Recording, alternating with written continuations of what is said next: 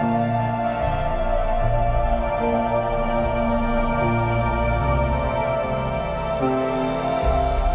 was my freshman year of high school, and we were about to go to health class. And if there was one place I was not expecting God to do something awesome, it was health class. Especially this day, because this day we were learning how to do CPR on these little mannequins. And so we went downstairs underneath the gym where the wrestlers practiced, and they had all these mannequins laid on the ground, and me and my freshman friends were joking around and kind of making fun of the whole thing, because who wants to go and give a mannequin mouth to mouth, right? And so we're sitting there talking, hanging out, and I remember looking across the room, and I saw there was a new guy in our class just sitting by himself along the wall.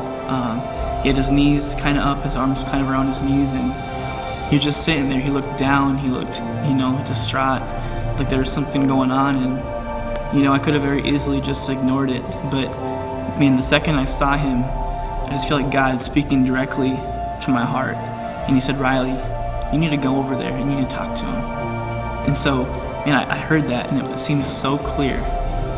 It seemed so like I just knew God wanted me to do it. I felt awkward about it. I didn't really know what to say.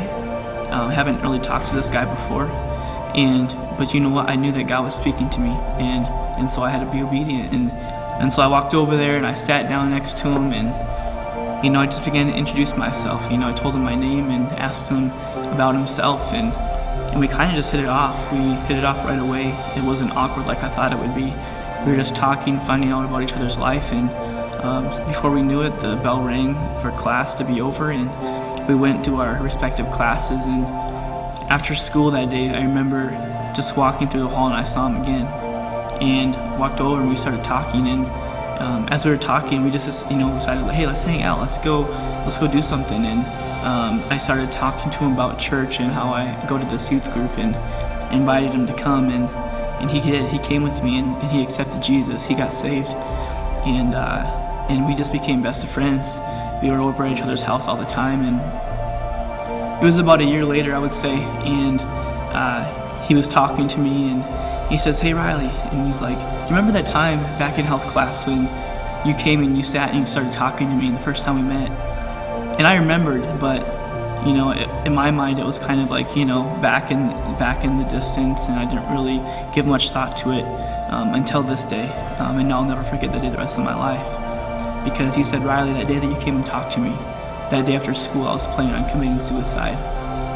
He said, "I had the letter all written out, I had the plan all in place, and that night I was going to end my life. But when you come in and talking to me and sharing, that you invited me to church and talking to me and just loving on me," he said, "that changed my life forever."